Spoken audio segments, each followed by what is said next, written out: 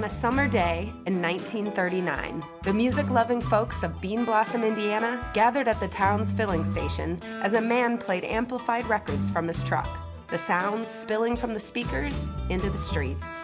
The truck's owner was just passing through the small town, but he had given his spellbound audience an idea. They would create a live country music show, one that would soon become known as the Brown County Jamboree.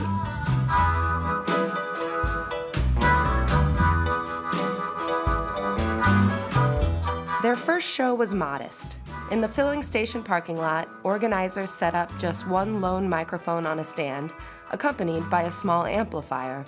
The assembled crowd enjoyed favorite tunes played by local musicians and the popular records of the day. The organizers of the event were a colorful but hard-working group who took on a variety of responsibilities, setting up equipment, designing advertisements, bringing in acts, and even performing live themselves. Each member of the ragtag crew brought their unique expertise to bear. Guy Smith drew from his experience organizing country band performances and dances.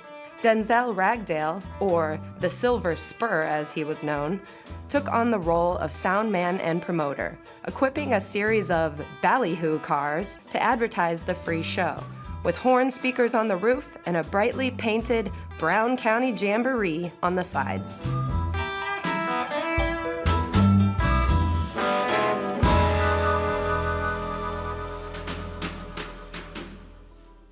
The little jamboree didn't stay free for long. The promoters built a small stage, set up a large tent, and started to charge audiences 25 cents per show. But the fee did nothing to deter the eager visitors. By 1941, the local paper reported a crowd of over 4,000 people, with attendees coming from across Indiana and even beyond state lines. One reporter wrote, "Well, the fiddling and the ballad singing has gone over big for the last 6 weeks, and traffic jams at this crossroads village in the Bean Blossom Valley from sundown to almost midnight have required special duty by state police. Cars bearing many foreign tags are thronging to the village. Parking spaces becoming a problem too." It was becoming clear that the Brown County Jamboree had outgrown the old filling station parking lot. Local entrepreneurs May and Francis Rund saw their opportunity. They could help their community, solve the Jamboree's overcrowding problem, and make a little money along the way. With funding from fellow residents, the Runds constructed a large barn-like building capable of seating 2,500 music lovers. The Runds spread the word far and wide, running advertisements for the jamborees in newspapers, and partnering with Indianapolis radio stations to broadcast live programs from the Bean Blossom stage. One newspaper described the show as a cooperative program providing real, homespun talent, rail fence variety of music and frivolity, old fiddlers and rural crooners who would sing and warble Brown County ballads brought over the mountains by their pioneer ancestors.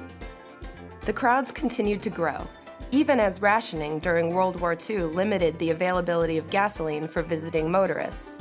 By 1950, however, the Runds had grown tired.